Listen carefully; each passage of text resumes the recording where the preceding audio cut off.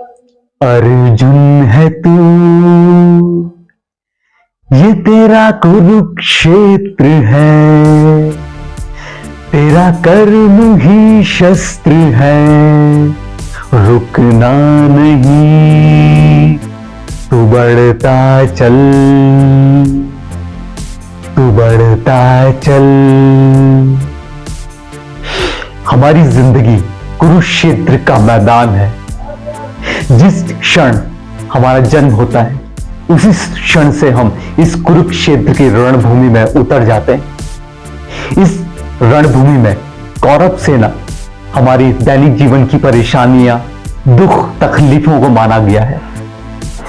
इस कुरुक्षेत्र के मैदान में पांडव यानी हमारे शरीर की 5 इंद्रियां जो कि हमारे लिए शस्त्र का काम करती हैं, उनको नियंत्रित करके ही हम दैनिक जीवन में आने वाली परेशानियों, इस युद्ध से लड़ सकते हैं और कई हद तक इसे जीत भी सकते हैं। अर्जुन का किरदार हर वो शख्स है जो जीवन में परेशान है, जीवन में उसको कोई दिशा नहीं दिख रही है, हताश है, परेशान है और असहज महसूस करता है। वो सभी पात्र को अर्जुन के द्वारा दर्शाया गया है। इसमें श्रीमद् भगवद गीता जिन्होंने अपने आदर्श वाक्य हमें दी हैं, भगवान श्री कृष्ण हमारे विचार, हमारी बुद्धि, हमारा ज्ञान और वो सभी हमारे करीबी जन जो परेशानियों के वक्त, जो दुख की घड़ी में हमारे साथ चलते हैं, हमें सांत्वना देते हैं, हमें प्रेरणा देते हैं। आप सभी को नमस्कार, आप सभी का स्वागत है आपके अपने चैनल कोटनाला केदार में। मैं आपका मित्र हिमांशु कोटनाला। तो सर्वप्रथम आज दीपावली, गोवर्धन पूजा का शुभ त्योहार है। तो सबसे पहले हम कोटनाला केदार की संपूर्ण टीम की ओर से आप सभी को दीपावली, धनतेरस और गोवर्धन पूजा की बहुत बहुत शुभकामनाएं।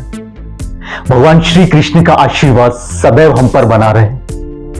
तो दुनिया का सबसे महान ग्रंथ, महान धार्मिक ग्रंथ श्रीमद् भगवद गीता, या यूं कहें कि हम जो दैनिक जीवन में हम जिस परेशानियों का हल ढूंढते हैं, उन सारी परेशानियों का हल अगर एक पुस्तक में है तो वो है श्रीमद् भगवद गीता।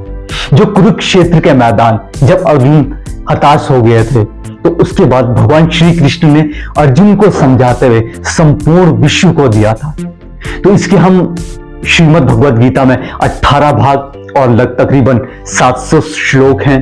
तो हमने हमारी पूरी टीम ने इसमें से हम जो 700 श्लोकों में से कुछ बातें हैं जो हम अपने जीवन में उतार सकते हैं और कुछ अहम बातों की इसमें जिक्र करेंगे। तो हमने ऐसी 30 सीख जो श्रीमद् भगवद गीता से हम ले सकते हैं, दैनिक जीवन में उतार सकते हैं, उसकी एक श्रृंखला लेके आए हैं। इससे पहले की वीडियो में हमने बात किया था श्रीमद् भगवद गीता के कुछ, जहां से शुरुआत हुई थी उसकी बात की थी। साथ में हमने पहली से लेकर 15 तक की सीखें सीखी थी। आज हम बात करेंगे 15 से लेकर 30 तक। जो व्यक्ति दुख में हमारे साथ होता है वही हमारा परम मित्र होता है। सुख के सब साथी, दुख में न कोई। ये जिंदगी की सच्चाई है। जब हम खुश होते हैं, जब हम पे शोहरत होती है, धन दौलत होती है, तो दुनिया हमारे पीछे आती है, दुनिया हमें जी हुजूरी करती है। लेकिन जिस वक्त हम परेशान होते हैं, हम दुखी होते हैं, हमारे पास कुछ नहीं होता, उस समय ये पूरी दुनिया हमसे दूर भागना शुरू कर देती है। क्योंकि हर किसी को ये डर रहता है कि कहीं ये व्यक्ति हमसे कुछ मांगे ना। लेकिन जिंदगी की और व्यक्ति की असली परख उसी समय होगी जब हम दुख महसूस करेंगे। आपके साथ बहुत बार हुआ होगा, ये बहुत सारे एग्जाम्पल है, उदाहरण है। जब आप खुश होंगे तो पूरी दुनिया आ गई आपके पास, लेकिन जब हम दुख हुए तो उस वक्त हम अपने आप को अकेला महसूस करते हैं। तो हमें ये ध्यान रखना चाहिए कि दुख में हमारा साथ कौन देता है। जो हमारा दुख में साथ देगा वही हमारा परम मित्र, परम रिश्तेदार, परम करीबी होगा। वो एक अच्छी कहावत है ना कि जो सुख में साथ दें वो रिश्ते होते हैं और जो दुख में साथ दें वो रिश्तेदार होते हैं। तो ये जरूर हमें ध्यान रखना चाहिए कि कौन हमारा दुख में काम आ रहा है। 17वीं सीख, जो हमारे साथ हुआ है वो अच्छा हुआ है, जो वर्तमान में किसी भी परिस्थिति में हम हो, जो हमारे साथ हो रहा है वो अच्छा हो रहा है और भविष्य में भी जो भी होगा वो हमारे साथ अच्छा ही होगा। इस माइंडसेट के साथ, इस सकारात्मक सोच के साथ यदि हम चलें तो बहुत आगे बढ़ेंगे और खुशी से आगे बढ़ते हैं। एक कहानी लेते हैं इसके ऊपर। एक मित्रों का समूह एक समंदर में सैर करने के लिए जा रहे थे। तो जो वो सैर करने के लिए जा रहे थे तो उनमें से जो ग्रुप था उसमें से एक जो उनका मित्र था वो बहुत डरा डरा, सहमा सहमा, परेशान परेशान रहता था, हमेशा से रहता था, डरता बहुत था वो। तो हुआ क्या कि रात के समय वो गिर गया समंदर में और समंदर में छोटी सी बोट में वो पहुंचा एक टापू तक। तो डरा सहमा तो था ही, क्योंकि व्यक्तित्व उनका इस तरह से था, डरा सहमा। तो शुरुआत के 1.5-2 दिन तो वो ईश्वर को कोसता रहा कि मुझे ही ऐसी परेशानी में क्यों डाला, इतने सारे हम लोग पूरा ग्रुप था, सारी परेशानियां मेरे साथ ही क्यों आए, तो बहुत कोसता रहा। लेकिन बाद में मरता क्या नहीं करता, प्यास लगी तो इतना ज्यादा परेशान हो चुका था कि कुछ समझ में नहीं आ रहा था कैसे सर्वाइव किया जाए। लेकिन टापू में फिर नारियल के पेड़ थे तो नारियल तोड़ना सीखा, उसमें से पानी निकालना सीखा। फिर 2 से 3 दिन में फिर जब भूख लगी तो मच्छियां पकड़नी, बिल्कुल मतलब इस प्रकार का व्यक्तित्व नहीं था वो, लेकिन फिर मच्छी पकड़ने की शुरुआत की। कुछ समय, कुछ घंटे लगे, लेकिन उन्होंने उसके बाद वो बिल्कुल एक्सपर्ट हो गए मछलियां पकड़ने में। फिर जब उन्हें शेल्टर, रहने के लिए शेल्टर भी चाहिए था, तो 4वें-5वें दिन उन्होंने शेल्टर बनाने की शुरुआत की थी। तो बहुत मशक्कत करने के बाद 2-3 दिन में उन्होंने लकड़ी का काफी अच्छा शेल्टर बनाया। और ये सारी चीजें से उन्होंने सीख लेते रहे, सीखते सीखते करते रहे। अब शेल्टर जब बनकर कंप्लीट हुआ तो 10वें दिन एक बार वो पानी लेने के लिए टापू में जंगल की ओर गए, तो ऊपर से आसमान से बिजली गिरी उस शेल्टर में जो उन्होंने हट टाइप का बनाया हुआ था। वो शेल्टर डर के जलकर खाक हो गया। जो वो लौटा, जो मित्र था, वो व्यक्ति बड़ा परेशान हुआ। फिर ईश्वर को कोसा कि बड़ी मुश्किल से मैंने 3-4 दिन लग गए थे मुझे शेल्टर बनाने में, तुमने ये भी जला दिया, सारी परेशानियां मेरे साथ ही थी। तो ऐसे रो रो के वो रात को सो गया। जब सुबह उनकी आंख खुली तो उन्होंने क्या देखा, उन्होंने देखा कि पुलिस की टीम, उनके मित्रों की टीम उन्हें लेने के लिए आ रखी। क्योंकि उन्होंने पूछा कि आपको कैसे पता चला कि मैं इस टापू में हूं। वो जो आपने आग लगाई थी ना, वो आग की लपटें हमें दूर से दिख गई। तो इसका मतलब जो हमारे साथ हो रहा है वो हो सकता है उस स्थिति में, उस समय हमें बहुत अटपटा सा लगे, हम परेशान हो, हमें बहुत दुख हो, हम मतलब असहज महसूस करें, हम ऊपर वाले को कोसें, लेकिन जो होता है अच्छे के लिए होता है। उस 10 से 12 दिन में उस मित्र ने ऐसी चीजें सीख ली थी कि वो पूरे जिंदगी भर उनके काम आए। और जो डर की मानसिकता पहले थी उनमें, वो डर की मानसिकता हटने के बाद अब वो पूरी प्रॉपर तरीके से जिंदगी जीनी उन्होंने वो 10 दिन में सीख ली थी। तो जो हुआ अच्छा हुआ, जो भी होगा अच्छा होगा। 18वीं सीख, हम जो भी काम करें, चाहे किसी भी फील्ड में हो, चाहे कोई भी काम हो, उसमें हम अपना 100% अपना पूरा झोंक दें उसमें। देखिए, कुछ भी काम है, कोई भी काम अगर हाथ में लिया है तो उसको पूरा 100% उस पर लग जाओ, उसको करो। उस समय उस काम पे ही पूरी एकाग्रता रखें, कोशिश कीजिए। क्योंकि आज के दैनिक जीवन में इतने सारे हम पे काम होते हैं कि हम ये काम भी कर रहे हैं, वो काम भी कर रहे हैं, वो काम भी, लेकिन कोशिश ये कीजिएगा कि हमें कोशिश ये करनी है कि जो काम जिस वक्त कर रहे हैं उसको प्रॉपर ईमानदारी से करें। इसमें एक चीज और आती है जो श्रीमद् भगवद गीता देती है कि हमारा खाली काम करते रहना ही हमारा केवल काम पे कंट्रोल है। हम 100% करें, रिजल्ट या जो उसका आउटकम आएगा वो हमारे हाथ में नहीं, वो डिसाइड करने वाला कोई और है। लेकिन अभी हम उसमें नहीं जाएंगे, क्योंकि हम कोई भी काम करते हैं उसमें हमारा मोटिव ये रहता है इसका रिजल्ट क्या आएगा। तो रिजल्ट हमारे हाथ में नहीं है, लेकिन यदि हम 100% एफर्ट से किसी भी काम को करें तो उसके परिणाम चाहे नेगेटिव आए चाहे पॉजिटिव आए, उसमें से हम सीख बहुत कुछ सकते हैं। 19वीं सीख, किसी भी काम की अति ना करें। वो कहते हैं ना, हद से ज्यादा कड़वा भी खराब, हद से ज्यादा मीठा भी खराब, हद से ज्यादा शालीनता, सज्जनता और ईमानदारी भी खराब, और हद से ज्यादा बेईमानी और क्रूरता भी खराब। यदि हमें नियंत्रण बना के रखना पड़ेगा किसी भी काम में, चाहे वो रिश्तों में हो, चाहे वो किसी हमारे जॉब में हो, हमें नियंत्रण बना के रखना पड़ेगा कि बैलेंस बना के रखें, ना ज्यादा इस तरफ हो ना ज्यादा इस तरफ। इसमें हमारे इंद्रियों का विशेष योगदान होता है। तो धीरे धीरे करके प्रैक्टिस करके हम इंद्रियों को इस प्रकार कंट्रोल कर सकते हैं कि किसी भी प्रकार की, चाहे वो परेशानियां हो, चाहे वो दुख हो, चाहे वो सुख हो, तो उसमें हम अपने आप को नियंत्रण रखेंगे। इसकी 20वीं सीख, जितना हो सके शुद्ध शाकाहारी भोजन का हमें इस्तेमाल करना है। कोशिश कीजिएगा कि जितना हो सके शाकाहारी भोजन का इस्तेमाल कीजिएगा, क्योंकि मांसाहारी भोजन में कई बार क्या होता है कि ये हमारे विचारों को तो खराब करता ही करता है कुछ हद तक, लेकिन इसमें काफी सारी स्वास्थ्य संबंधी बीमारियां, स्वास्थ्य संबंधी जो ऊपर नीचे होता है हमारा स्वास्थ्य, उसका भी बहुत योगदान है। तो कोशिश कीजिएगा कि जितना हो सके शाकाहारी भोजन कीजिएगा, उससे हमारा मानसिक संतुलन भी बना रहता है, साथ साथ में हमारा स्वास्थ्य भी सही बना रहता है। 21वीं सीख, किसी भी व्यक्ति को यदि हम बहुत ज्यादा महत्व देंगे तो उसकी नजरों में हमारी महत्वता शून्य हो जाएगी। देखिए, ये जीवन की सच्चाई है। यदि हम किसी भी व्यक्ति को बहुत अतिरिक्त महत्व देते हैं, तवज्जो देते हैं, तो वो हमें बिल्कुल भी तवज्जो नहीं देगा। उन्हें ये लगेगा कि इसकी अब ये आदत बन चुकी है और ये अच्छा ही करता है। तो इसीलिए हर किसी को देखिए, हर किसी के साथ अच्छा व्यवहार करें, हर किसी के साथ शालीनता रहना, ये हमारा परम धर्म है, चाहे वो हमसे बड़ा हो चाहे छोटा हो। लेकिन किसी को हद से ज्यादा अगर हम तवज्जो देंगे, महत्व देंगे, अपना जरूरी काम छोड़ के भी उनके आगे पीछे घूमते रहेंगे, तो यकीन मानिएगा जिस दिन हम परेशान होंगे तो वो हमारी मदद कभी नहीं करेंगे, क्योंकि उन्हें लगेगा कि ये इसकी आदत है।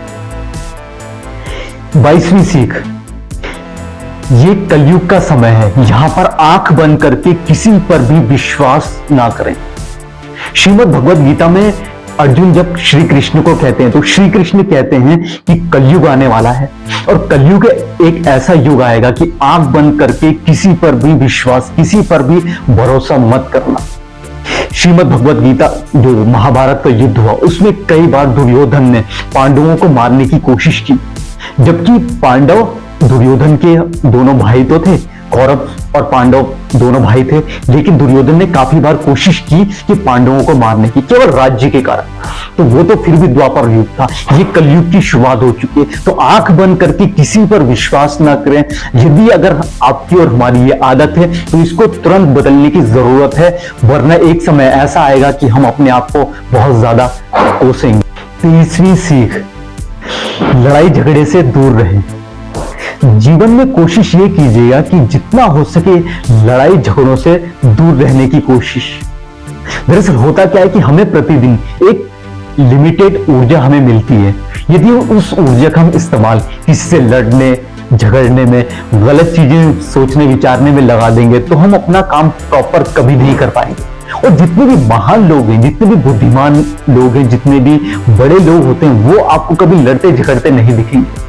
आप खुद ही विचार कीजिए कि सोचिए किसी दिन आपको एक बहुत जरूरी सभा में जाना है, किसी मीटिंग में जाना है, एक कोई बहुत बड़ी बिजनेस डील करने जानी है। वहां पर रास्ते में चलते चलते यदि अगर कुछ परेशानी हो गई, यदि किसी दूसरे की भी गलती रही अगर, तो उसके बावजूद भी आप उससे बिल्कुल नहीं लड़ेंगे। क्यों? क्योंकि आपको उस समय वो दिखेगा कि मुझे वो बिजनेस डील करनी है या उस मीटिंग में मुझे पहुंचना बहुत जरूरी है, ना कि मुझे यहां पर लड़ना। तो अक्सर आपको लड़ते हुए वही दिखेंगे जिन पर एक तो विवेक बहुत कम होता है, साथ साथ में जिनमें सोचने और करने की क्षमता नहीं होती है, जिनका एक दूसरे शब्दों में कहें तो जिनकी बुद्धि बिल्कुल खाली होती है, जिन्हें ये नहीं पता होता कि मुझे करना क्या है, वो ही आपको लड़ते हुए दिखेंगे। समझदार आदमी, बुद्धिमान आदमी आपको कभी लड़ता हुआ नहीं दिखेगा, क्योंकि उनको पता होता है जो लिमिटेड मुझे शक्ति मिली है, मुझे ऊर्जा मिली है, उसका इस्तेमाल मुझे सही जगहों में करना है। 24वीं सीख, जीवन में जो भी सच्चाई का दामन पकड़ता है, जो ईश्वर पर विश्वास रखता है, वो चाहे अकेला भी क्यों ना हो जाए, ईश्वर उसकी मदद जरूर करेगा और उसे अपने आप पर विश्वास जरूर होगा। ऐसी बहुत समय एक ऐसा आएगा कि जिस वक्त हम अकेला महसूस करेंगे, लेकिन हमें सच्चाई का दामन नहीं छोड़ना है, गलत काम नहीं करने, ईश्वर पर विश्वास जरूर रखना है।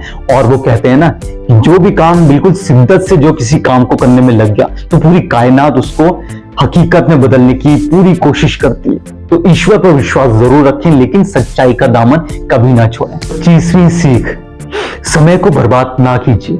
अभी अपने पिछले वाले सीख में हमने सीखा था कि बड़े बुद्धिमान लोग अपने समय का सही उपयोग करते हैं। तो हमें भी पूरी कोशिश करनी है कि हमें, क्योंकि 24 घंटे हर किसी को 24 घंटे ही मिले हैं, उस 24 घंटे में कोई महान काम कर जाता है और कोई यही सोचने में पूरी जिंदगी बिता देता है कि हमने ये काम नहीं कर पाया।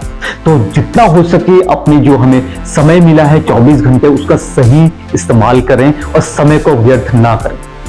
26वीं सीख, जो हमारा नहीं है उस पर कभी भी अधिकार ना रखिए। महाभारत का युद्ध भी ऐसे ही हुआ। पहले दुर्योधन ने, जो पांडवों ने 5 राज्य मांगे, उसे देने को इनकार कर दिया। उसके बाद जो उन्होंने एक अच्छा सा महल वहां पर बनाया था, उस पे भी दुर्योधन की नजर थी। तो जो हमारा नहीं है उसको अगर हम सोचेंगे तो वो व्यर्थ, हमें हमारा समय भी जाएगा उसमें और हमारे अंदर, हमारे मन में नकारात्मकता आ जाएगी। जो चीज, जिस चीज के हम लायक हैं वो हमें जरूर मिलेगा, और जिस चीज के हम लायक नहीं है वो हमें कैसे मिल सकता है। तो इसीलिए दूसरों की चीज, अगर दूसरों की चीजों में देखा देखी करते रहेंगे, दूसरों की चीज को देख के जलन की भावना रखेंगे, तो जो अपने पास भी है वो भी चला जाएगा। बुरा व्यक्तित्व रखने वाला व्यक्ति हमेशा बुरा ही करेगा, चाहे आप उसके लिए कुछ भी अच्छा कर लीजिए। आपने कई बार नोटिस किया होगा, चाहे वो आपके करीबी हो, चाहे मित्र हो, चाहे रिश्तेदार हो, आप उनके लिए कुछ भी कर लीजिए, लेकिन वो नकारात्मक, यदि उसके विचार नकारात्मक हैं तो वो आपको कभी भी अप्रिशिएट नहीं करेगा। आप उनके साथ सकारात्मक कोई भी विचार रखना, वो आपसे बहस करनी शुरू कर देंगे। आप उनके साथ शालीनता से, सज्जनता से व्यवहार करेंगे तो आपको डरपोक समझने शुरू कर देंगे। क्योंकि ऐसे व्यक्तियों की व्यक्तित्वता ऐसी होती है कि आप 100 में से 99% काम उनके लिए बिल्कुल सही कर दीजिए, लेकिन उनका ध्यान वो 99 काम में ना जाके जो एक काम आपने गलत किया होगा ना, वो उसमें जाएगा। वो 100 में से वो 99 काम नहीं दिखेंगे कि इसने मेरे लिए 99 काम किए हैं पहले, लेकिन वो उस 1% पे जाएंगे। तो आपको ये आइडेंटिफाई करना होगा कि इस प्रकार के, चाहे आपके करीबी हो, चाहे वो रिश्तेदार हो, चाहे कोई भी हो, उनसे यदि हम दूरी नहीं बना सकते, यदि उन्हें बिल्कुल अपने जीवन से नहीं निकाल सकते, तो उनसे थोड़ा थोड़ा करके दूरी बनाना शुरुआत कर दीजिए, क्योंकि वो कभी नहीं संभलेंगे। उनकी विचारधारा ही ऐसी होगी। आप समझाने जाएंगे तो हो सकता है वो आप पर भारी पड़ जाए। 28वीं सीख, चाहे दुनिया में कुछ भी परिस्थिति बन जाए, कितना भी बुरा वक्त आ जाए, लेकिन अपने धैर्य को, अपने विवेक को बनाए रखें, विचलित कभी ना होना। देखिए, वो कहते हैं ना कि ऊपर वाला भी बर्तन में कुछ भरने से पहले उसको ठोक बजाकर देखता है कि यार ये फूटेगा तो नहीं, यानी जो मैं इसे देने वाला हूं भविष्य में, यदि मैं इसको दूंगा तो ये विचलित तो नहीं होगा, इस पे इतना सक्षम है ये कि उसको हैंडल कर लेगा। वर्तमान में बहुत सारे हम पे उदाहरण है, बल्कि बहुत सारे के जितने भी सफल व्यक्ति हैं, यदि हम उनकी बायोग्राफीज पढ़ें तो एक समय उनके साथ ऐसा जरूर आया था जो बहुत परेशानियां देने वाला था। आप किसी को भी लेके चलिए, किसी भी क्षेत्र में चाहे क्यों ना हो, लेकिन उन्होंने संयम का दामन थाम के रखा, विवेक का इस्तेमाल किया और लड़ते रहे, तब जाके आज शोहरत के उस शिखर में वो पहुंच चुके हैं कि आज हम उन्हें एडमायर करते हैं। लेकिन शुरुआत यहीं से होती है। जरा एक एग्जांपल लेते हैं, सोचिए, यदि मैं मेहनत कर रहा हूं अपने जीवन में एक स्कूटर लेवल की या बाइक लेवल की, और अचानक से किसी दिन सुबह मुझे कोई आता है मेरे पास कि व्हाइट कलर की BMW खड़ी हुई मेरे घर के बाहर कि ये हम आपको गिफ्ट दे रहे हैं, उस दौरान क्या होगा? या तो मेरा मानसिक संतुलन खराब हो जाएगा, या तो मैं पागल हो जाऊंगा उसको देख के, और या तो हार्ट फेल ही होता है सबसे ज्यादा, तो या तो मेरे शरीर में कुछ ना कुछ अंग तो खराब होगा, क्योंकि मैंने मेहनत तो की है बाइक की लेवल की, मोटरसाइकिल की, उसमें अब मुझे मिल गई BMW। यानी जब मैंने मेहनत ही नहीं करी तो उस दौरान क्या होगा? तो इसीलिए जब भी परेशानियां आती है तो परेशानी हमारे इम्यून सिस्टम को बूस्ट करती है। परेशानियों को यदि अगर गौर से देखें तो हमें बहुत कुछ सिखाती है, लेकिन वो गौर करने वाली बात है कि किसी परेशानी को हम कैसे देखते हैं। बोलते ना, परेशानी आने के बाद या तो कोई निखर जाता है या तो कोई बिखर जाता है। तो अगर हम बिखर गए तो बिखर गए, और निखर गए तो फिर हमारे ऊपर बायोग्राफीज लिखी जाती है। 29वीं सीख, हमेशा खुशी को अपने अंदर ढूंढो। देखिए, जीवन में असली खुश व्यक्ति वही होता है जो अपने अंदर की खुशी देखता है। बाहर चाहे कुछ भी हो जाए, हम बहुत बार बाहरी खुशी की तरफ जाना शुरू कर देते हैं। अच्छी कोई चीज कर ली, अच्छी गाड़ी ले ली या इस प्रकार की अच्छी किसी होटल में चले गए इस प्रकार की, लेकिन वो बाहरी खुशी है, वो कुछ समय तक ही हमें खुशी देगी। अंतर जो खुशी है, जो व्यक्ति आंतरिक खुशी को पहचान लिया, सबसे खुश आदमी वही होता है, सबसे खुश व्यक्ति वही होता है। तो आंतरिक खुशी को ढूंढना ही हमारा परम कर्तव्य है। तीसरी सीख, सुख दुख में समरस रहे, जीवन वही महान, राजभवन और वनगमन दोनों एक समान, दोनों एक समान। सबसे महत्वपूर्ण सी, सुख में और दुख में समरस रहें। राजभवन यानी राजमहल में हो चाहे किसी वन में हो, दोनों को इक्वल माने, यानी हम सुख को भी दुख के इक्वल माने। ऐसा ना हो कि जब हमें सुख आया हम पे तो हम बिल्कुल इस तरह से हुए कि हम किसी और को पूछ ही नहीं रहे, बिल्कुल अपने आप पे लगे कि मुझे ये काम बन गया, ये इस प्रकार। यदि अगर यदि दुख आया तो हम इस प्रकार से विचलित हो गए कि हमें लग रहा सबसे बड़ा दुख हम पे आ गया। हम पे पैसा है तो भी ठीक, हम पे पैसा ना है तो भी ठीक, हम खुश हैं तो भी ठीक, हम दुख हैं तो भी ठीक। इसको बोलते हैं परमात्मा का आशीर्वाद। यानी जो भी व्यक्ति ये सीख गया कि सुख में भी उसको विचलित नहीं होना और दुख में भी विचलित नहीं होना। बहुत बार ये देखा गया है कि दुख में तो व्यक्ति विचलित होते ही होते हैं, लेकिन सुख में वो अपने आबूदाब खो देते हैं सब कुछ। वो इस प्रकार से बिहेव करते हैं कि वो जैसे सब कुछ मिल गया, उनका मानसिक संतुलन बिल्कुल हिल जाता है। वो कहते हैं ना कि इस दुनिया में दिन है तो रात भी है और रात है तो दिन भी है, अच्छी चीजें हैं तो बुरी भी है, बुरी है तो अच्छी भी है। ऐसा नहीं हो सकता कि हमें सारी जीवन में सारी चीजें अच्छी अच्छी मिले। ऐसा नहीं हो सकता कि हमेशा दिन ही दिन हो, रात को हो कभी ना आए। दिन की अहमियत तभी होगी जब रात होगी, सुख की अहमियत तभी होगी जब दुख होगा। तो हमेशा हमें अपने आप को इस प्रकार से अपनी सिद्धि बना के रखनी है, अपना विवेक बना के रखना है कि जीवन में चाहे कुछ हो जाए, चाहे बहुत बड़ा कोई दुख आ जाए, उसमें भी हमें अपने आप को संभाल के रखना है। और बहुत अगर खुशी का माहौल हो गया उसमें भी विचलित नहीं होना, उसको भी संभाल के रखना है कि ठीक है ये टेम्परेरी है। अच्छी चीजें भी टेम्परेरी होते हैं, नेगेटिव चीजें भी टेम्परेरी होती है। यानी अगर कुछ चीज हमारे साथ दुख हो रहा है, हमारे साथ कुछ गलत हो रहा है, वो भी टेम्परेरी है, आएगा चला जाएगा। और सुख हो रहा है, हमें खुशी मिल रही है, वो भी आएगी और चली जाएगी। तो इसमें संयम बना के रखिए। तो ये थी हमारी टीम कोटनाला केदार के द्वारा शोध की गई सबसे महान दार्शनिक धर्म ग्रंथ श्रीमद् भगवद गीता, जो श्री कृष्ण जी ने अर्जुन के माध्यम से पूरे विश्व को दिया है। तो इसमें से हमने कुछ कोशिश की कि 700 श्लोक और 18 अध्याय में से क्या क्या चीजें हम सीख सकते हैं दैनिक जीवन में। क्योंकि देखिए जो श्रीमद् भगवद गीता का ज्ञान है वो तो इतना विशाल ज्ञान है कि वो तो अथक महासागर है, लेकिन उसमें से दैनिक जीवन में परेशानियां जो आती हैं उनका हल कहीं ना कहीं इस चलचित्र में है। तो हमारी पूरी टीम की ओर से सबसे पहले तो एक बार और आप सभी को बहुत दीपावली की, गोवर्धन पूजा की बहुत बहुत शुभकामनाएं। भगवान श्री कृष्ण का आशीर्वाद सदैव हम पर बना रहे। तो इस चलचित्र का, इस वीडियो का पार्ट वन हमने ऑलरेडी बना चुके हैं, पार्ट टू ये है। बहुत जल्द हम इसे YouTube में भी अपना अपलोड कर देंगे, आप वहां से देख सकते हैं। तो एक बार और आप सभी को तहे दिल से धन्यवाद, आप इस चलचित्र में बने रहे। ये थोड़ा लंबा वीडियो हो गया क्योंकि हमने कोशिश की, हमारी पूरी टीम ने, कि इसे उदाहरण सहित आपको बताया जाए, वरना शॉर्ट में वीडियो हम लोग आपको प्रोवाइड करवा सकते थे, दे सकते, लेकिन हमने सोचा कुछ एग्जाम्पल भी इसमें ऐड किया जाए। श्री कृष्ण गोविंद हरे मुरारी, हे नाथ नारायण वासुदेव। जय श्री कृष्ण।